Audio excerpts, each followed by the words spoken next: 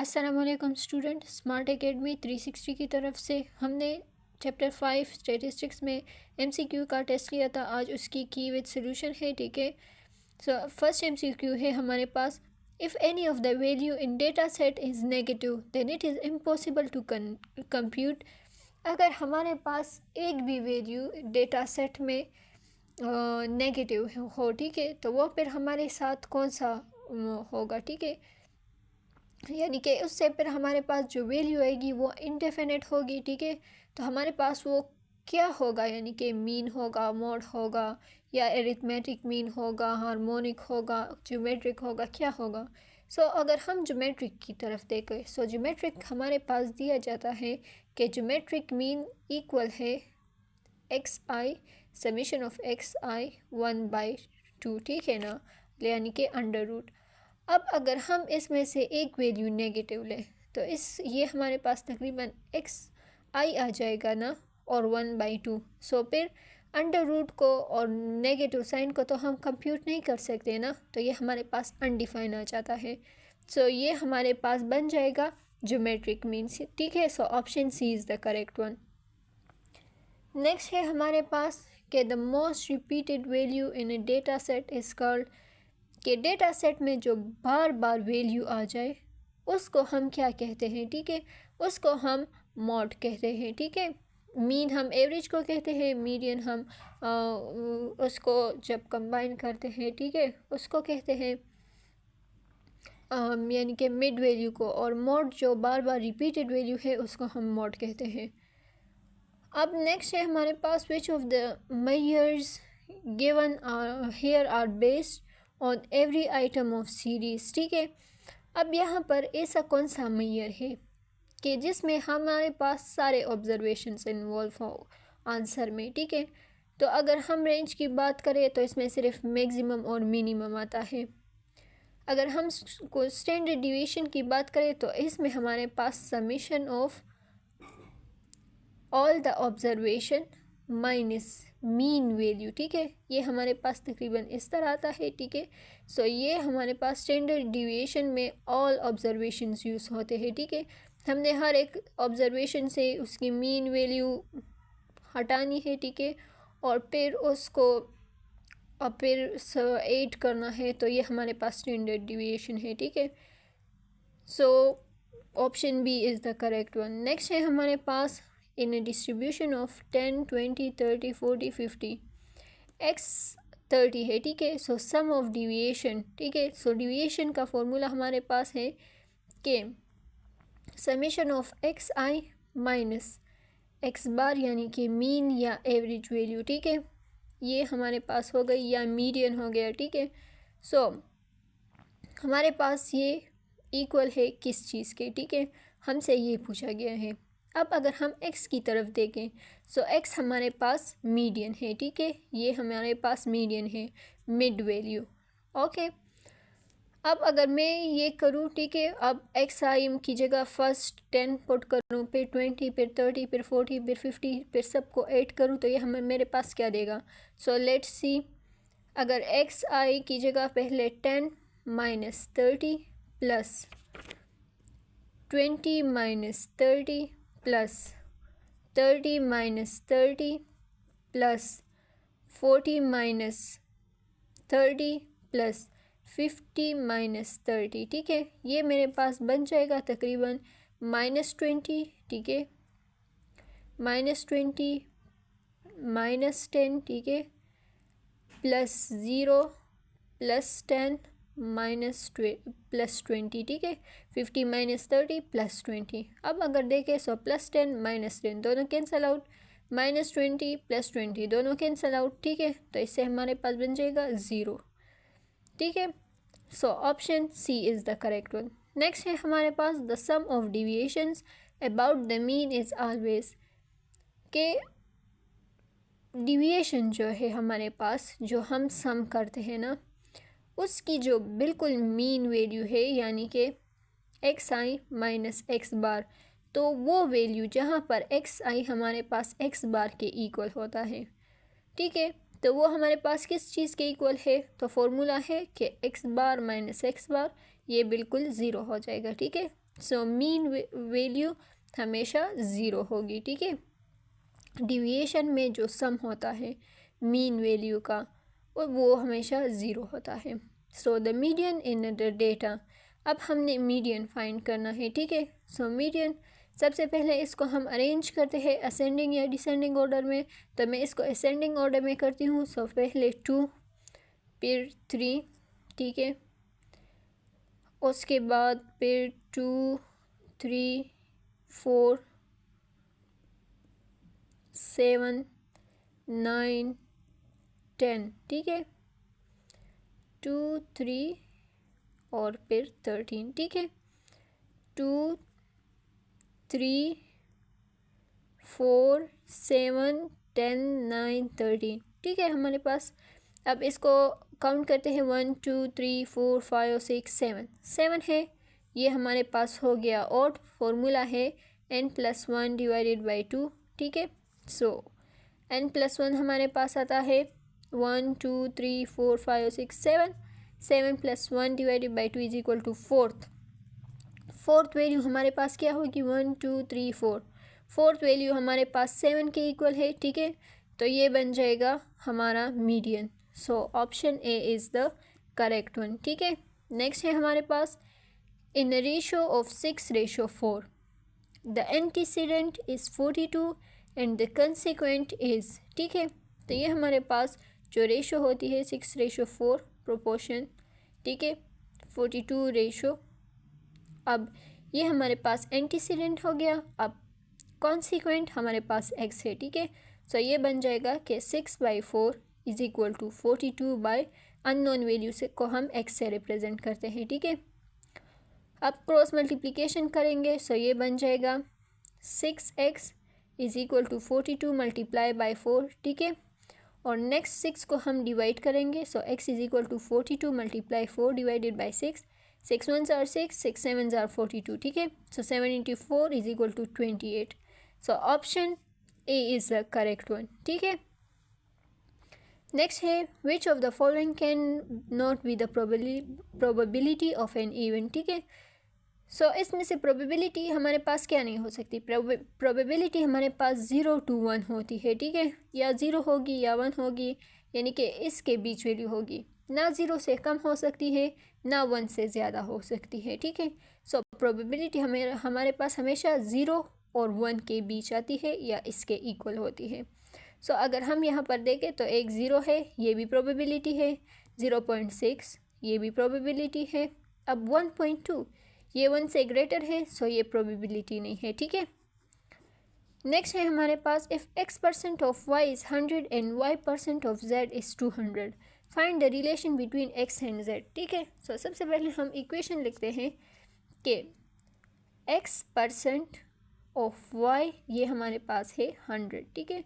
सो ये बन जाएगा x/100 multiply y is equal to 100, ठीक है। सो x बन जाएगा हमारे पास कि y बन जाएगा हमारे पास 100 को 100 के साथ मल्टीप्लाई करें, ये बन जाएगा 100, ठीक है, डिवाइडेड बाय x।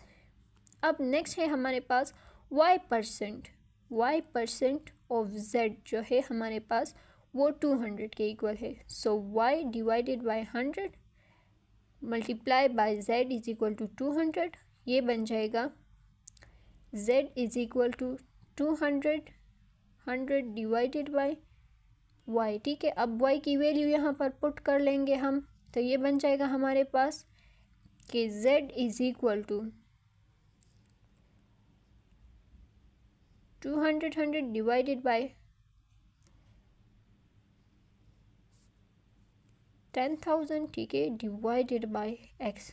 वैल्यू हमने पुट की, x को यहाँ पर शिफ्ट कर देंगे और अगर हम यहाँ पर देखें तो ये 0 के साथ कैंसिल हो जाएगी, यहाँ पर 2 बन जाएगा। So z is equal to 2x, ठीक है। सो हमारे पास ऑप्शन बी करेक्ट है। नेक्स्ट है हमारे पास कि 5% ऑफ 100 इज़, यानी कि 5% ऑफ 100 जो है ये हमारे पास किस चीज़ के इक्वल है। तो हम लिखते हैं कि 5 divided by 100 multiply 5 divided by 100 multiply by 100 is equal to question mark, ठीक है। सो ये बन जाएगा 0.05 multiply 0.05 multiply by 100 is equal to, ठीक है। सो इससे बन जाएगा 0.025, ठीक है, 0.00025, ठीक है। इससे मल्टीप्लिकेशन से हमारे पास ये आ जाएगा 0.0025 multiply by 100 is equal to 0.25, ठीक है। So correct option is A. Next है हमारे पास कि the ratio of cost price and selling price is 4:5, ठीक है। कॉस्ट प्राइस और सेलिंग प्राइस की हमारे पास रेशो है 4/5। प्रॉफिट परसेंटेज क्या है? सो प्रॉफिट परसेंटेज हमारे पास हम निकालते हैं कि sales price minus cost price divided by cost price multiply by 100, ठीक है। तो इसमें से वैल्यूज़ अब पुट करते हैं, वैल्यूज़ हमारे पास आ जाएगी। तो अगर हम देखें कि सेल्स प्राइस हमारे पास बन जाएगा, सेल्स प्राइस हमारे पास है 5 माइनस कॉस्ट प्राइस है 4 डिवाइडेड बाय कॉस्ट प्राइस है 4 मल्टीप्लाई बाय 100, ठीक है। सो ये बन जाएगा 1/4 मल्टीप्लाई बाय 100, ठीक है। सो 4 1s are 4, 4 इंटू 25, तो ये बन जाएगा 25%, ठीक है।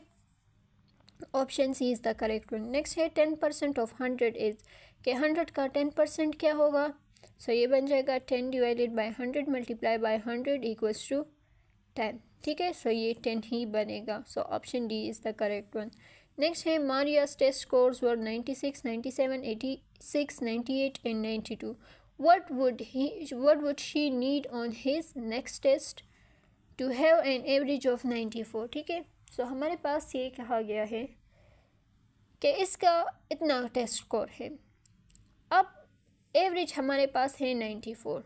तो उसको कितना अगले टेस्ट के लिए चाहिए कि उसके इतनी वैल्यू के एवरेज हमारे पास 92 आ जाए। सो हमारे पास एवरेज होता है कि सम डिवाइडेड बाय 6, ठीक है। सो अब एवरेज हमारे पास है 94 मल्टीप्लाई बाय 6, जिससे हमारे पास सम आएगा, ठीक है। अब कितने टेस्ट हैं? 1 2 3 4 5 और एक टेस्ट लेगी तो उससे एवरेज इतना आएगा, ठीक है। तो एवरेज हमारे पास 94 हो गया। सम हमारे पास हमें नहीं पता कि इसका सम क्या आएगा, और 6 हमारे पास 1 2 3 4 5 और 6 हमारे पास टेस्ट आएगा, ठीक है।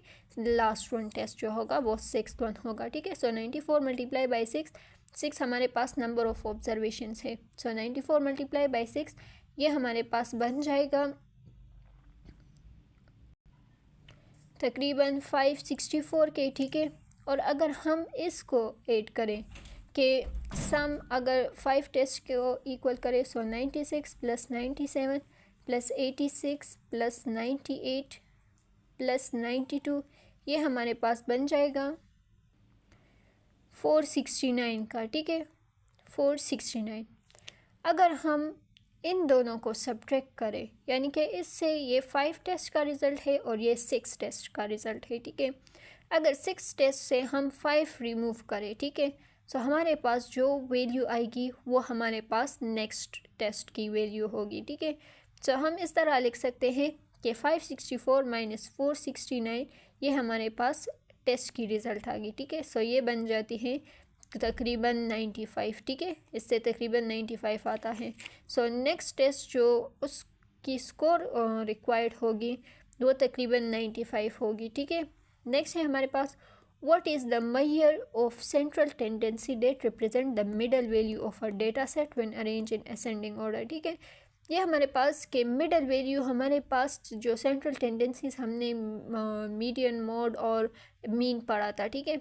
उसमें अगर हम डेटा को असेंडिंग ऑर्डर या डिसेंडिंग ऑर्डर में अरेंज करें, ठीक है, सो उसकी मैयर क्या होगी? सो वो मैयर हमारे पास मीडियन होगी, ठीक है, क्योंकि मोड रिपीटेड है, रिपीटेड वैल्यू, मीन हमारे पास एवरेज वैल्यू है और मीडियन हमारे पास मिड वैल्यू है, ठीक है। नेक्स्ट है if a data set has 2 modes it is called, अगर डेटा सेट में हमारे पास 2 मोड्स हो तो वो हमारे पास बाई मॉडल कहलाता है।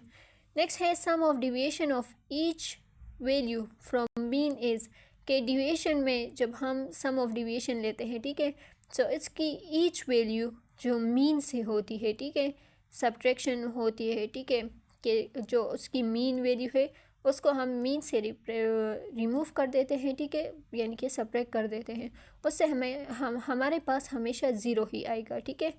नेक्स्ट है if a data set has a symmetrical distribution which measure of central tendency will be equal to each other, ठीक है, अगर हमारे पास परफेक्ट सिमेट्री होगी, ठीक है, तो हमारे पास ऑल सेंट्रल टेंडेंसीज इक्वल होगी, यानी कि मीन, मीडियन, मोड तीनों इक्वल होगी। नेक्स्ट है हमारे पास which type of average represents the sum of all values in a data set divided by the number of values, ठीक है, तो ये हमारे पास कहते हैं कि हमारे पास average represents sum of all values divided by the number of values, ठीक है, यानी कि हम सब को ऐड करें, ठीक है, ऑल वैल्यूज़ को ऐड करें और फिर उसी को डिवाइड करें जो नंबर ऑफ ऑब्जर्वेशन है उस पे, तो ये हमारे पास है मीन, ठीक है।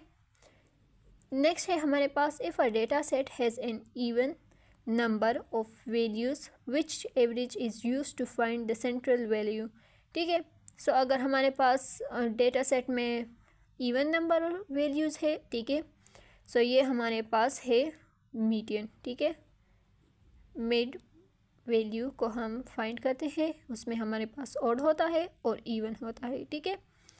सो आज के लिए इतना ही काफ़ी, इंशाल्लाह ताला नेक्स्ट अगले वीडियो में। Thank you, Allah.